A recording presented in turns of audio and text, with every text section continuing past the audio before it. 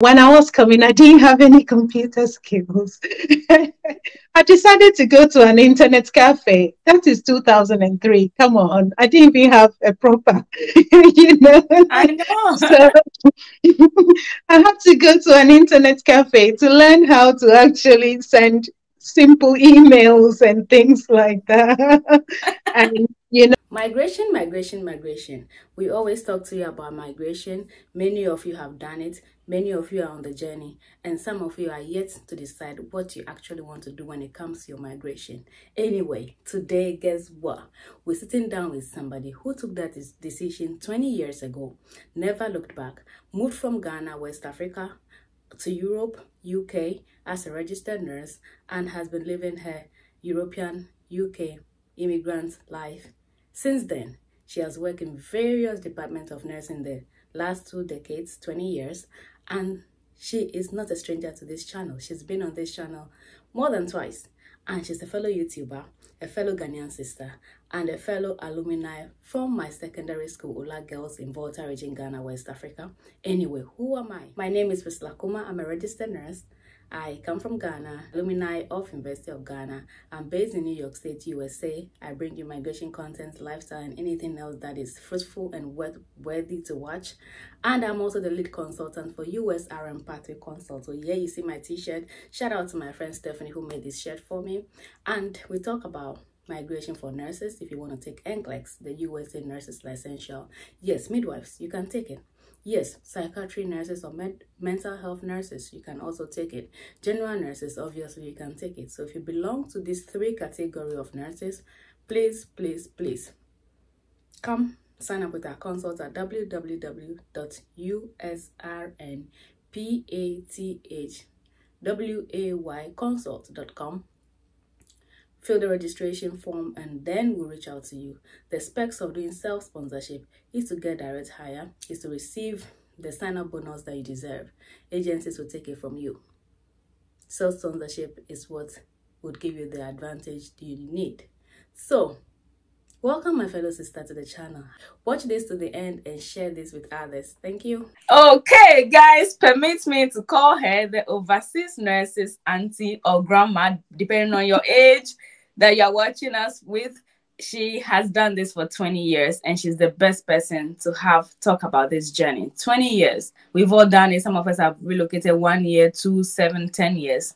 And we are wondering what our life will look like in 20 years. There are some key points that she has and she shared them on her channel. I told you she's a YouTuber as well. That is her channel name right there. And she'll do introduction and tell us all about it. So Becky, welcome on my channel for the 3rd time. I know. Thank you very much, Priscilla. It's lovely to come back on your channel again.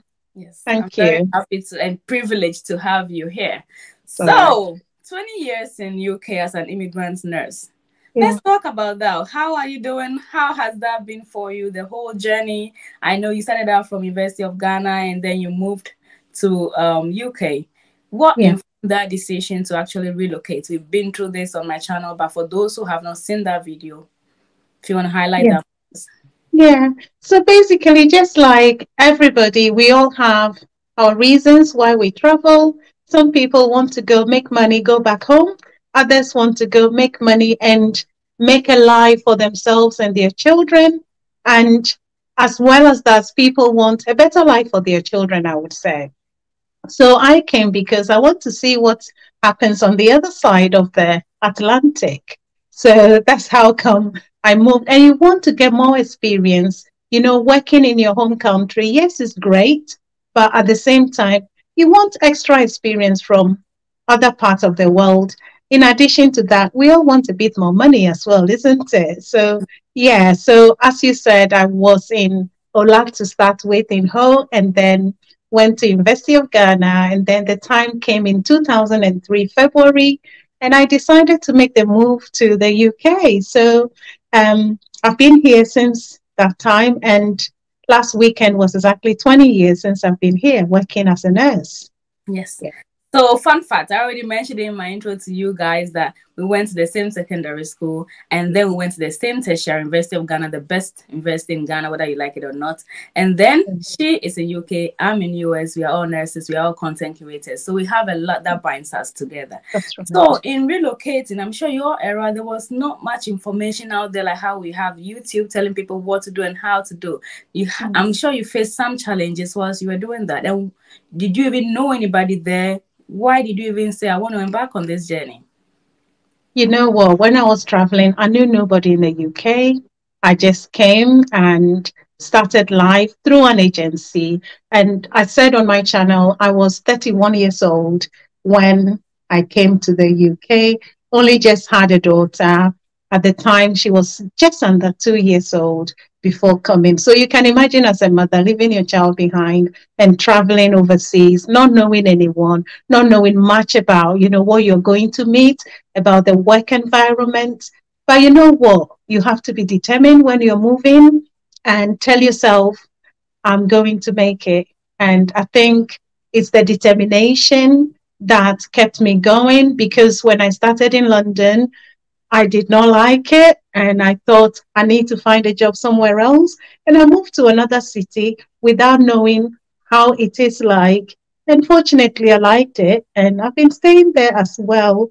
Yeah. So over the years, you said, I gained a lot of experience, good and bad. And as a result of that, I've created my own little tips that I have shared and happy to share. It's about 20 tips, 20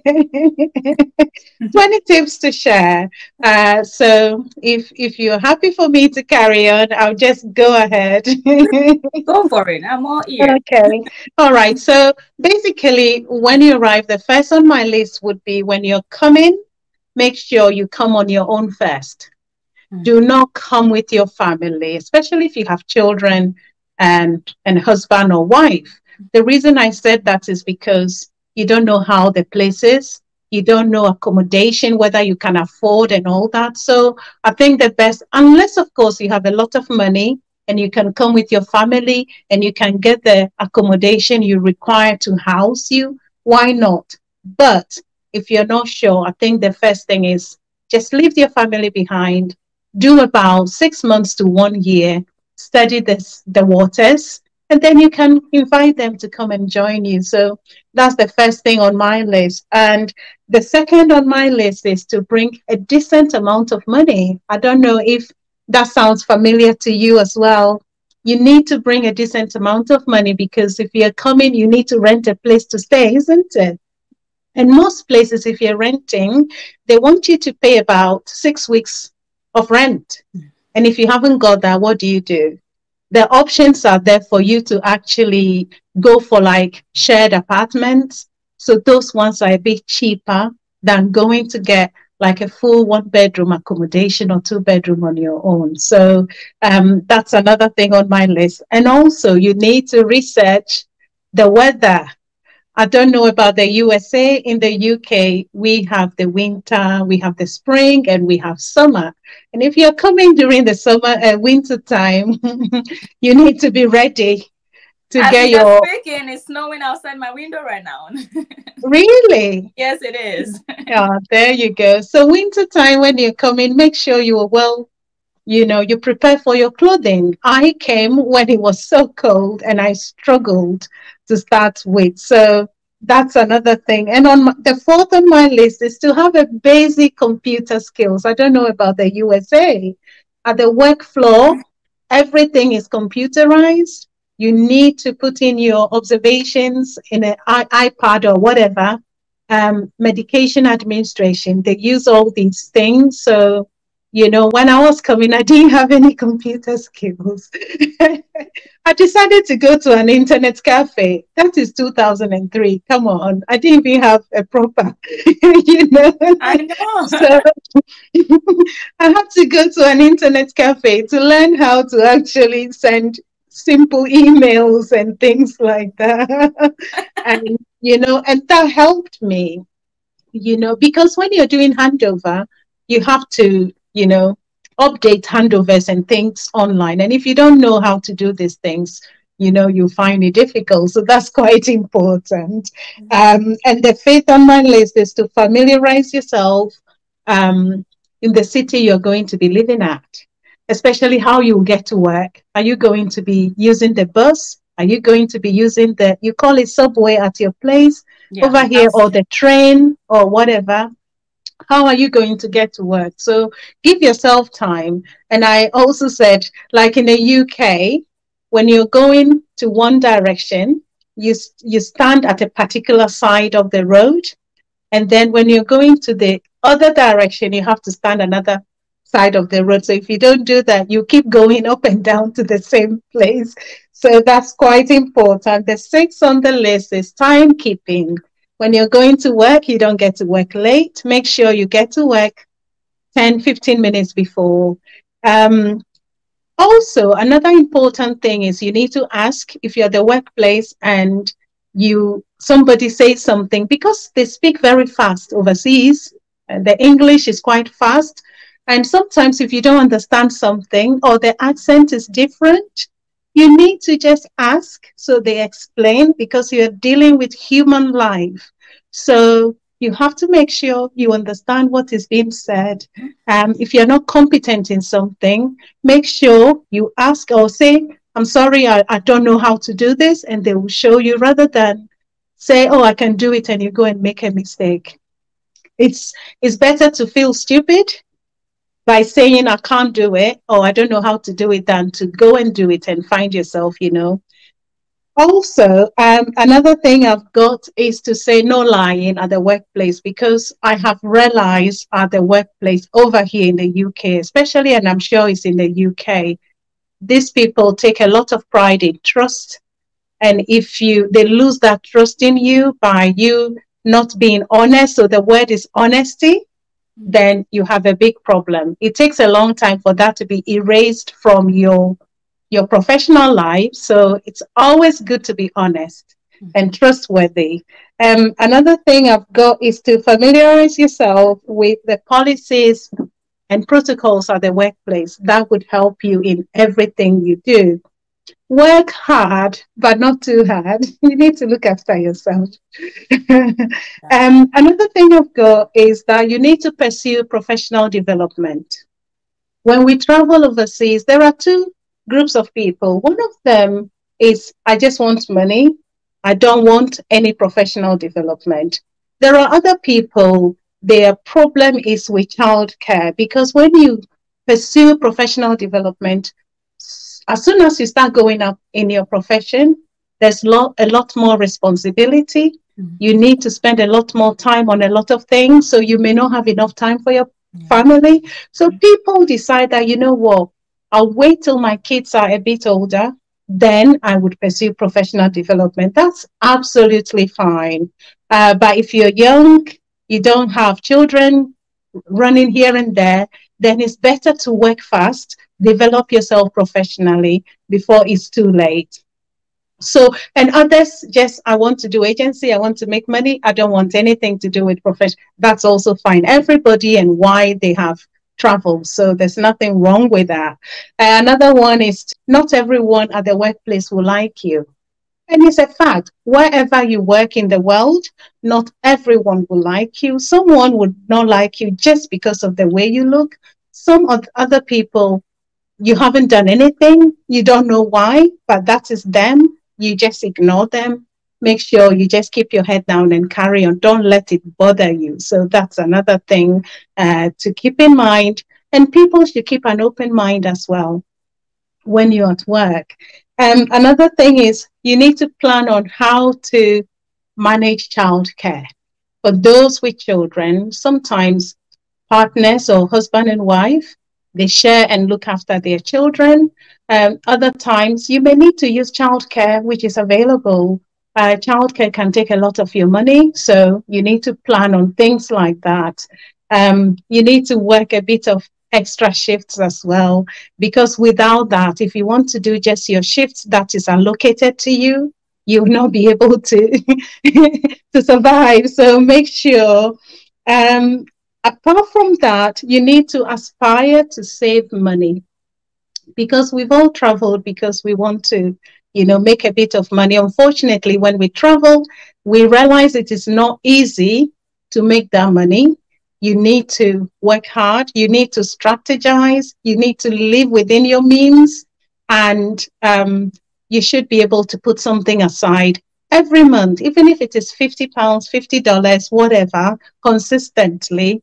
That is very good. And I've also said, make sure you do not forget your mothers, your fathers, your aunties, whoever supported you whilst you're growing until you got to wherever you are today.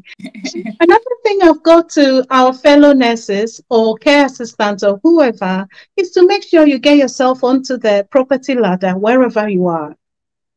Renting to start with is fine, but as you know, majority of our salary overseas goes into rent is what takes it.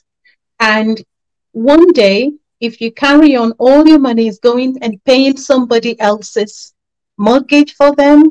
So plan your life, plan your savings, plan things in a way that you can save enough money so that you can get your own mortgage in the future. Yes, you can't buy the house outright if you are like me, or but you can take a mortgage and paying it slowly. One day, if you decide to retire and go back home, and your kids are out and they've got their own things, you can sell that house, take the money, go home and buy your own thing. Others want to build a house back home first before getting a property here, but you're living here. So what do you want? So it's important. Everybody have their own reasons why, what they want to do, but it's important to keep that in mind. Also, another thing is to be prepared to share bills with your spouse, because one person cannot take all. Yet there are some homes where still husbands take over and pay all the bills, but there are other homes where the couple have to share. So you need to bear those things in mind and be understanding with each other. My final point on the list is about relationships. So we all know when we travel, first of all, if you have boyfriend back home or girlfriend back home, long distance relationships can be difficult. I realize you did a video before on long distance relationships. I was in Those one can for be 8 years. yeah, those can be very difficult. There are situations where maybe boyfriends have sponsored wives or girlfriends, and they've traveled and they got here and they say, you know what? You know who I'm looking for. I'm breaking up, and it goes. So those things happen. There were situations, or there are situations, as you know, divorce is quite high. It's everywhere, but very high among couples overseas. You start living overseas, the men, some would say, oh, the women, they've traveled and now they know their rights. So they're doing A, B, C, and D. Or it's the other way around. Also, there are situations where one would travel home, especially the men, oh, I'm visiting home, not knowing there is a garden back home. And before you know it, husband has had children, and you don't even know that is what is going on. So there are several difficulties. You have to just make sure that, and I've also said again, if you're a wife beater or you're a husband beater back home, Leave when it you travel overseas, be careful, because your neighbors are listening. Apart from your neighbors, husband can call police on wife, or wife can call police on husband. And is that what you want for yourself? So I think over the 20 years, these are some of the things I think I have learned. And I thought it's important for us to talk about these things, advise our fellow nurses, and, to help them on their journey as well. The next time I come on your channel, maybe I'll be 30 years. I don't know. Wow. Wow. I call them Yes. 20 golden rules. Very, very important. I cannot downplay any of them. The very Yeah. last one is very, very important because Yeah. relationships abroad are very, very hard. And I'm glad you highlighted that in your 20 points. Wow. Wow. Wow. I don't even know what to say. Thank you very much for sharing that. So That's okay. in the 20 years in UK, you said you came through an agency. Yeah. What departments did you work? What wards? What kind of nursing? I know you've moved. You are now, is it headache or migraine? So how Yeah. did you start off, and how many places have you worked in 20 years? Uh, okay. So over the 20 years, I've changed seven. So this is the seventh job I'm in. Wow. I'm Yes. not near that, and I've changed just like three. I'm someone who tells myself I need to pursue, or when I arrived in the UK, or just to start with from Ghana, University of Ghana, you finish as a graduate nurse. We were not getting jobs in the government sector, so you go to private hospitals, isn't it? So I was working in Temanabita Hospital before I left. I worked for about 2 to 3 years. I finished Legon 1999. We finished the nursing exams in 2000. So I started working in 2000. And then when I moved, the agency gave me an assignment with a care home. I did that for a little bit, but I was struggling. I wasn't used to that system. So I said I wanted a hospital job. So I found a hospital job in a different city and I left. And then when I went there, although you're a graduate or you were a senior back home, when you get here, you are starting as a baby. So I started as below nursing grade. So I did that until I got my NMC or nursing and midwifery registration. I did that for about 3 to 4 or 6 months. And then when I finished and I got my registration, I worked on that particular ward. It was a renal ward. So I worked there for a couple of, I think another year. And then I thought I want to go and try surgical. I went to surgery. I worked on surgery for 3 years. And I thought I want to experience a bit about outpatients. So I moved to outpatients. All this time, I was moving at the same band. And once again, at the start, as you said, there was no one really out there, YouTube things to say, you know what, if you're working after a year or two, you can pursue professional development. So I thought, so I was just moving the same band until I moved to, so 2003 until 2007, no, eight actually, end of 2008. And I thought, oh, I need to move and start thinking of professional development. I shouldn't stay at band 5 forever. So I applied and I became a community specialist nurse for sickle cell. That was band 6. So I did that 2009 until 2016. And I got fed up and I said, I want something else. So I moved to become epilepsy specialist nurse. I had no idea, not much idea about epilepsy, but I told myself I'm going to do it. So I went and I got the job. I was a band 7 by then. So actually, I've been band 7 since 2012 to 2022. That's like a ward manager role, but mine is a specialist nursing grading. So I did epilepsy for 18 months. And then there was a post as a lead nurse for the sickle cell team in the city I was working at the same hospital. So I thought I want to experience being the lead for the team. So I went back to sickle cell specialist area.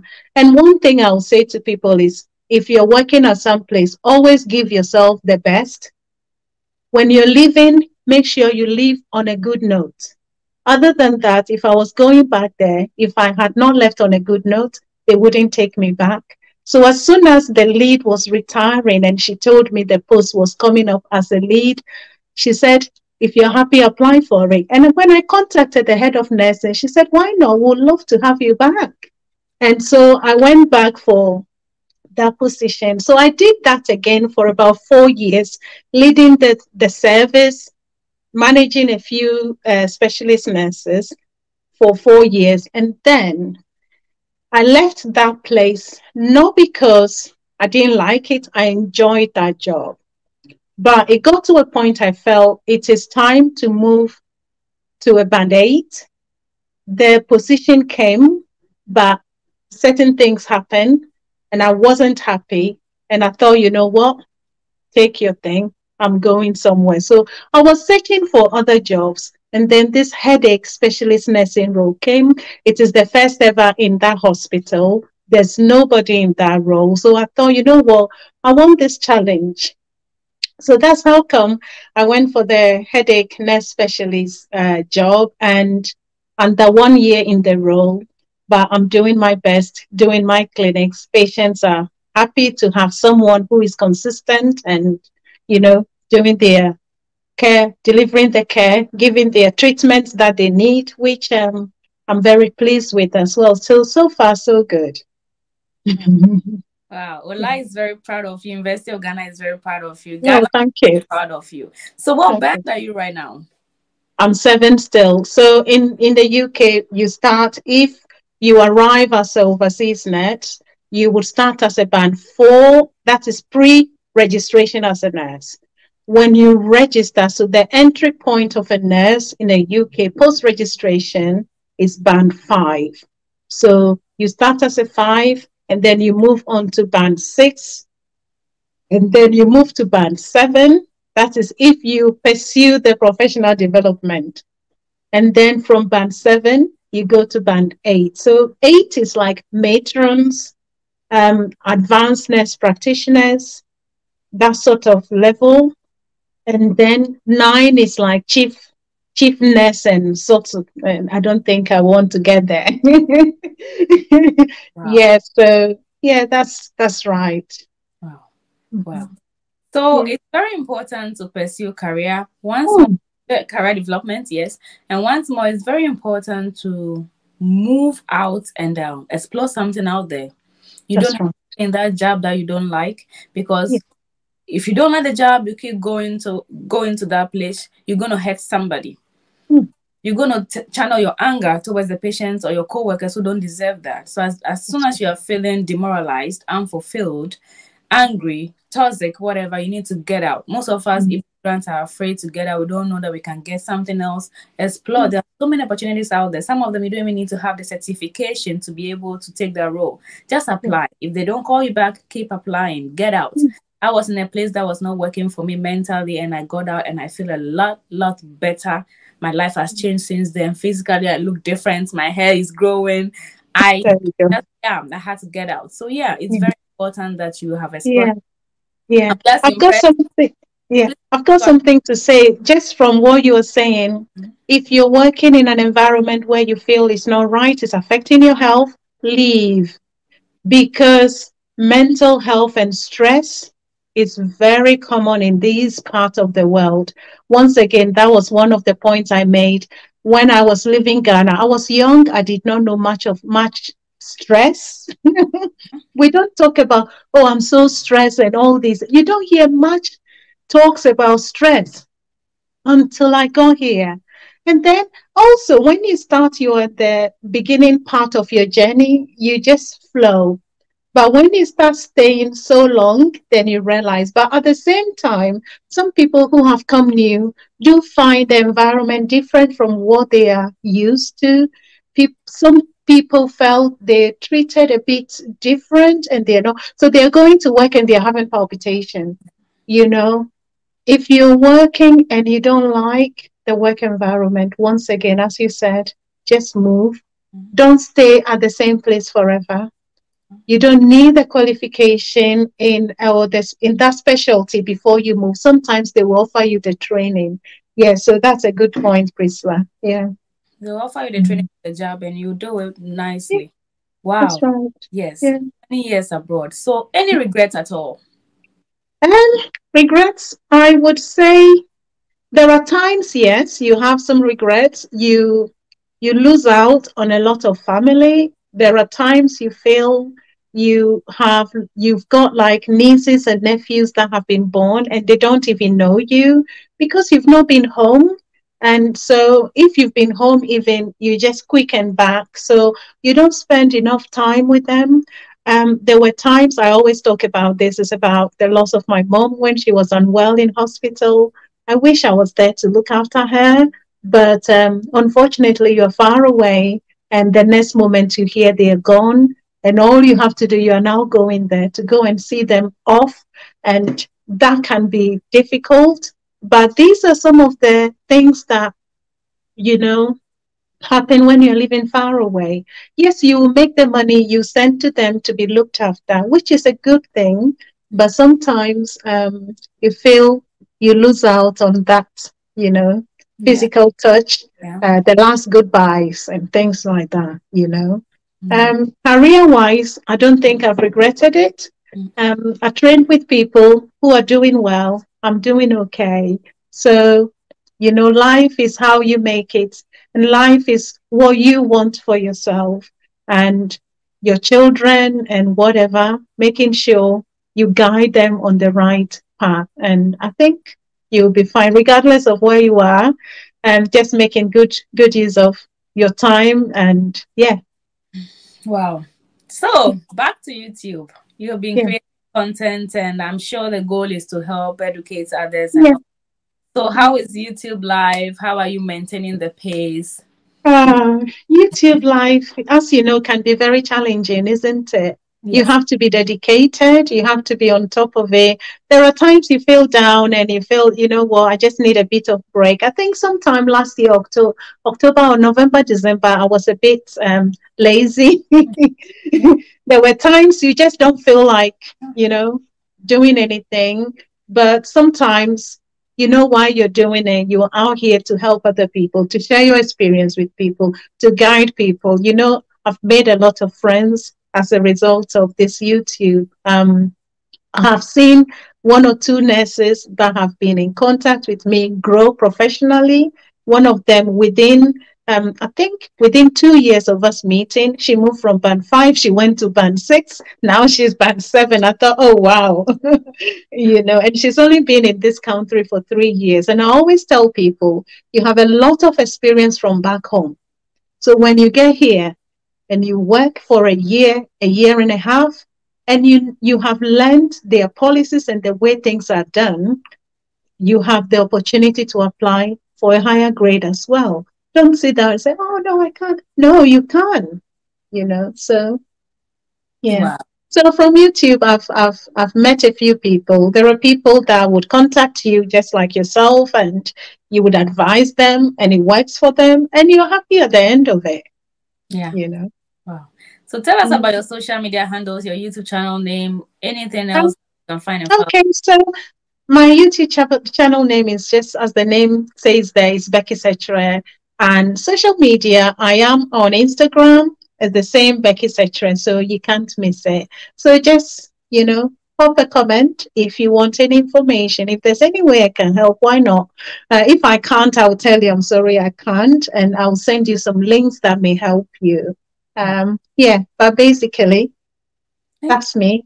you very much, Becky. It's been fun chatting you. I know definitely either I'm back on your channel or you're back here for the fourth time. Guys, watch this video to the end. Share it with everybody. Subscribe to Beckysykyere's channel. She has great content. If you're interested in going to Europe, specifically UK, she has contents that people come on her channel to share their stories. Subscribe to my channel if you haven't subscribed. Many people watch us, but they forget to hit the subscribe button. So please subscribe. Any last words, then we sign off. Um, all I have to say is keep working hard. If you're back home, either Ghana or Nigeria, Philippines, India, wherever, and your dream is to travel, never give up your dream. Keep working on it. Some people apply for one or two jobs and they feel, oh, I'm not getting called for interview and that. No, you have to apply to hundreds of them and definitely one would be yours. So never give up, keep going, and you'll be fine. Okay. So I added a new session and I forgot to mention to you, I always like to catch people on the spot. It's called 3 big questions. And I have been pushed to ask you these questions. I'm not going to give you a clue what it is, but they're going to be 3 questions. So the first one, if you become the president of Ghana today, what will you change? Healthcare system. Great one. Simple and short. Yes. Okay. Number 2, if you were not a nurse, what would you have been? I would have liked to be a lawyer. Yeah, I know you do good at that. Number 3, which country is your dream country where you would love to visit or maybe live someday? I would never trade Ghana for any other country. I would really like to live back home in Ghana because it's such a beautiful place. People don't know about this, but Ghana is so beautiful. People are happy, people are friendly. So I think I'll never trade Ghana for any other place. After living in the UK, One day, if I want to go somewhere and just relax, I think Ghana, going back home would be my Yeah. choice. Yeah, Yeah. Back home is home is home. Home will always be home. that's right. You see it better when you're outside and have something to Yeah, compare with. Home has its perks, it has its downs and all, but the feeling you get when you're home is entirely different. And yeah, I like that. Thank you very yeah. much. I can now sign off. Bye bye. Bye, Priscilla. Take care. Bye, everybody.